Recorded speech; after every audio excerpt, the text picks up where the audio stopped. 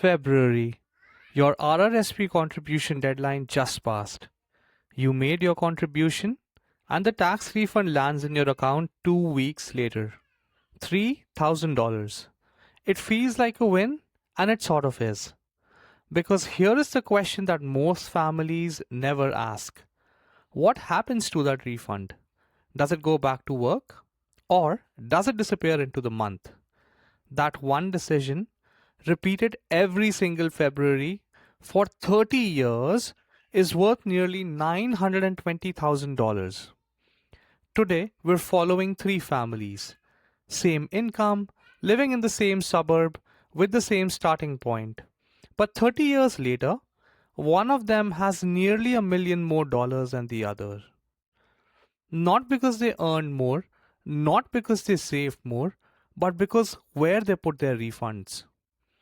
This is Minuan Millionaire Plan. Real numbers, no hype, built for everyday Canadian families. Please hit subscribe before we get into it. Let's meet the families.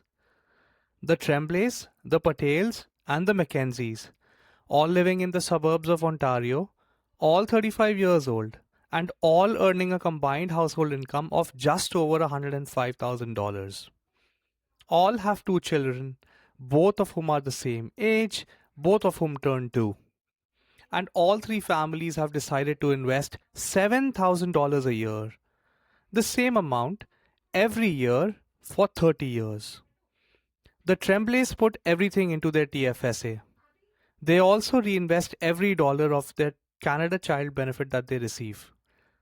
The Patels put everything into their RRSP. They receive a tax refund every February, roughly $3,000, and they spend it all on life, on groceries, on car repairs, on vacations. That's not irresponsible. It's just human. The Mackenzies put 7,000 into their RRSP and take every single tax refund every February and move it straight into a TFSA account before they can spend it. Automated, just gone. They also receive every dollar of Canada Child benefit and put that into the TFSA. Same income as the others, same $7,000 annual contribution, three completely different decisions about what happens next. One important note before we go further: the Mackenzies invest more dollars than the Patels over 30 years. And it's not because they earn more. It's because they treat the government refund as investable money, not spending money. The Patels receive that same refund, nearly $100,000 of it. But they spend it. And that decision, not the account, is what costs them nearly $920,000. Before the numbers, a 30-second explanation of what we are choosing between. According to a TD Bank survey, 1 in 4 Canadians admit they do not know the difference between a TFSA and an RRSP. 35% do not fully understand the tax implications of a TFSA. So let's fix that right now. The TFSA account, you contribute money you've already paid tax on. It grows completely tax-free inside the account. When you take it out, you pay zero tax. Nothing. What you see is what you get. The RRSP, you contribute dollars. That contribution reduces your taxable income, which means you receive a refund from the government. Okay, the money that you contributed to an RRSP grows inside the RRSP account, but when you take it out in retirement, you pay an income tax on every dollar that you withdraw. The RRSP is not tax-free, but it is tax deferred. You're not avoiding tax. You're moving it to a time when you hope to be in a lower bracket.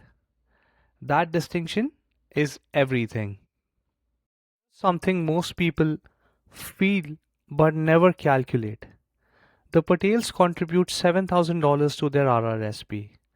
At their income level, their Ontario marginal tax is roughly 43%. Their refund comes out to be about $3,000. for 30 years.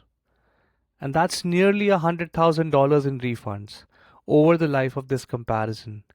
$100,000 that lands into their account and just disappears into life. The Mackenzies take that same dollar refund and move it straight into their TFSA before they can see it, before they can spend it. Same discipline, but completely different destinations. Now, here is the piece most Canadians have never heard about. And when they discover it, it feels like finding money that they did not know existed. The Canada Child Benefit. The CCB is a monthly tax free payment from the government for families with children under the age of 18. The Tremblays, the Patels, and the Mackenzies all have two kids, both aged 2 at the start. CCB runs until each child turns 18, which is 16 years of payments for these families in this comparison. At a combined income of $105,000 in the 2026 benefit year, with two children under the age of 6, each family receives just under $9,000 a year. But here's the catch. The CCB is income tested.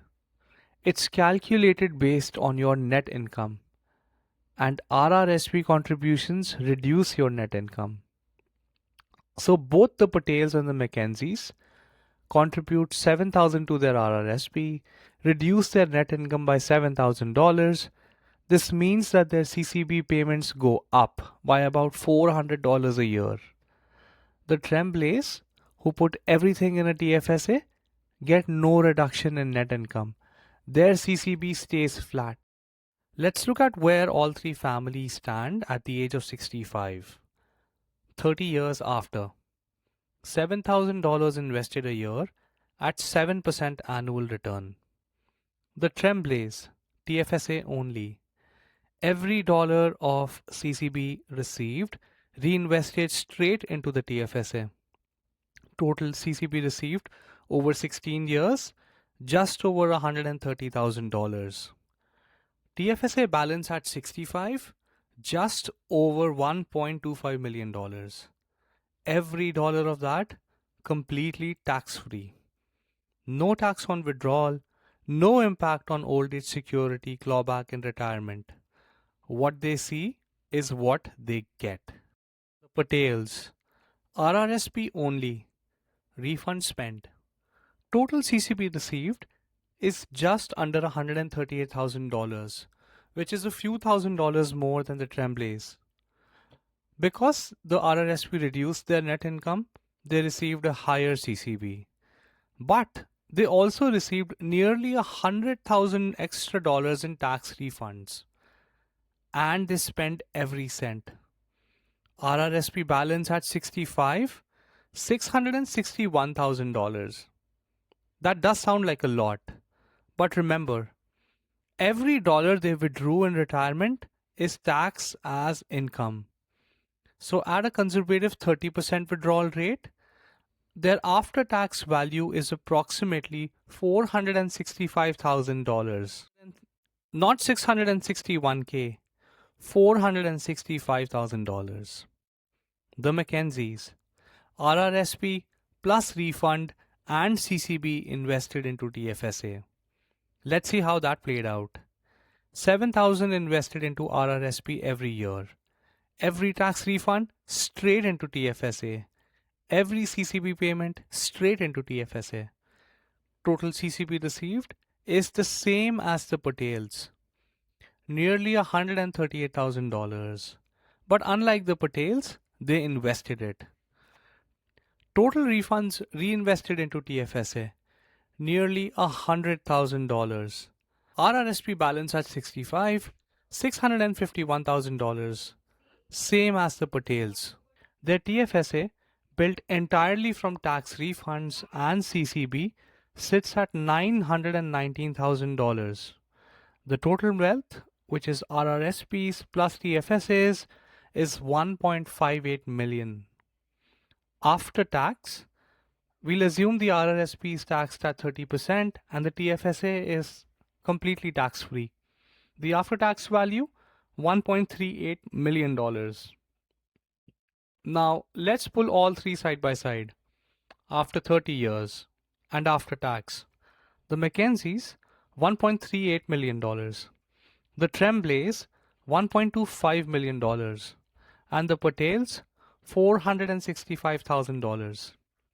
The gap between the Mackenzies and the Patels, nearly $920,000.